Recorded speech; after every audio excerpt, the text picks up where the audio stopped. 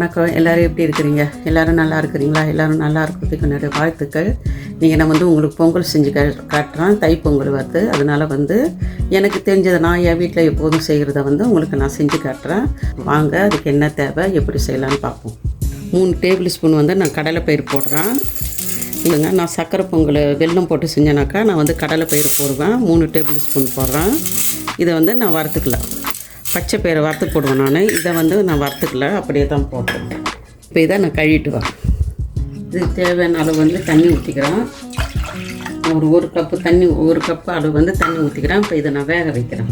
இதில் நான் அரிசி போடலை. அது பச்சை அரிசி சீக்கிரம் கூடாயிடும், ரொம்ப கூடாயிடும். அதனால் இதை நான் தனியாக வேக வைக்கிறேன். வேகட்டும். வெந்ததுக்கப்புறம் காட்டுறேன். பாருங்கள், 1 கப்பு நான் பச்சரிசி போடுறேன். இப்போ இந்த பச்சரிசி நான் கழுவிட்டு கொஞ்சம் நேரம் அது விசில் வர வரைக்கும் இதை நான் ஊற வைக்கிறேன்.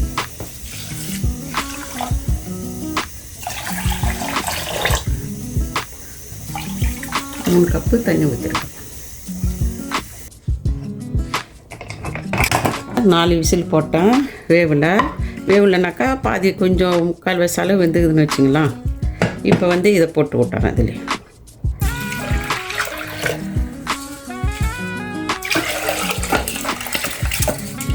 பால் நான் அப்புறமா ஊற்றுறேன். நெய் போட்டிருக்கிறேன். பாருங்கள், நெய்யை பாருங்கள், மணல் மாதிரி இருக்குது.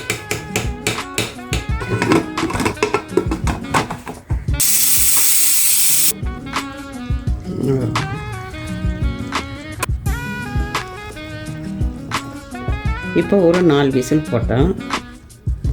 வெந்திருக்கு. இப்போ பால் ஊற்றுறதுக்கு சரியாகும். பாருங்கள், அப்படியே இப்படி பிடிச்சி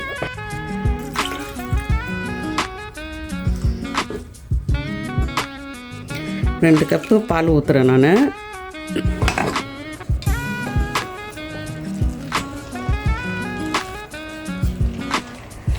ஏன்னா இதில் செய்ய முடியாது, மணல் கொட்டிக்கிட்டு செய்யணும். இப்போ வெல்லத்தை போட்டுக்கிறேன். 1/4 கப்பு நான் வெல்லம் போட்டிருக்கேன். போட போகிறேன். தான் இதில் சுத்தமான வெல்லம். நீங்கள் செய்கிறதாண்டாக்கா வெல்லத்தை அந்த தண்ணியில் கொஞ்சம் அந்த சூட்டில் காய்ச்சி வடிகட்டி ஊற்றுங்க. உங்களுக்கு வெல்லம் அதிகமாக வேணும்னா கூட போட்டுக்குங்க.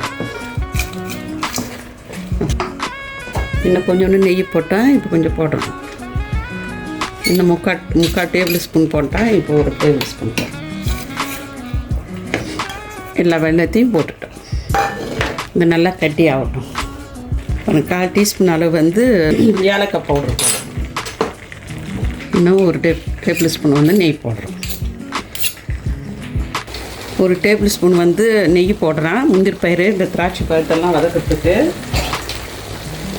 இது ரெடி ஆகிடுச்சு. இது கொஞ்சம் தண்ணியாக தான் இருக்கணும். இந்த தண்ணியால் கரெக்டான பதம். ஏன்னா ஆறிடுச்சுனாக்கா தெரியுங்களா, பொங்கல் அப்படியே கட்டி ஆகிடும். கரெக்டாக இருக்குது. வேர்த்தரலாம். வெள்ளை பொங்கலை கூட செஞ்சது அப்படியே சூட்டோட கொட்டினேன். அதனால் தண்ணியாக இருக்கிற மாதிரி இருக்கும். ஆனால் கொஞ்சம் நேரம் சொன்னோன்னா அது அப்படியே கட்டி போயிடுச்சு. கட்டிடும். பொங்கல் அடுப்பை நிறுத்தியார்.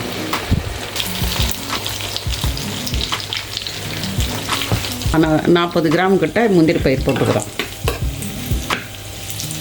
1/2 டேபிள் ஸ்பூன் திராட்சை போடுறோம். காஞ்ச திராட்சை போதும். இப்போ இதை இதில் போட்டு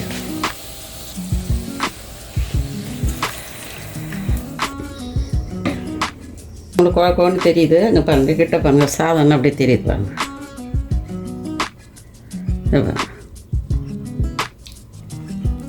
எங்களுக்கு சர்க்கரை கரெக்டாக இருக்குது. உங்களுக்கு வேணும்னாக்கா நீங்கள் போட்டுக்கணும்.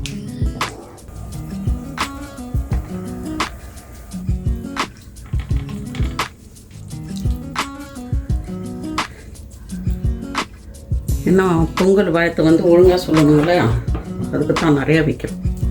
நீங்கள் எல்லோரும் சாப்பிடணும்ல, அதுக்கு தான்.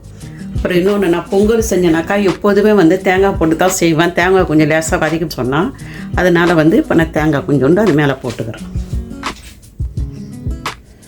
மொத்தம் ஒரு மாதிரி செய்வாங்க. எனக்கு பிடிக்கும், அதனால நான் செய்வேன். உங்களுக்கு தேவையில்லைனாக்கா நீங்கள் போடாதீங்க. வானலில் போய் கை வைக்கிறோம். இப்போ பொங்கல் ரெடி ஆகிடுச்சு. தை பிறந்தால் எல்லாருக்கும் வழி பிறக்குன்னு சொல்லுவாங்க. உங்கள் எல்லாருக்குமே நல்ல வழி பிறக்கிறதுக்காக நான் கடவுளோட வேண்டி வாழ்த்துறேன். உங்கள் எல்லாருக்கும் வந்து நான் ஹாப்பி பொங்கல் சொல்கிறேன். உங்களுக்கு பிடிச்சிருக்குன்னு நினைக்கிறேன். நீங்களே செஞ்சு சாப்பிடுங்க. வாழ்க்கையில் எல்லாருமே சந்தோஷமாக இருங்க. அடுத்த வீடியோவில் பார்ப்போம். பாய்.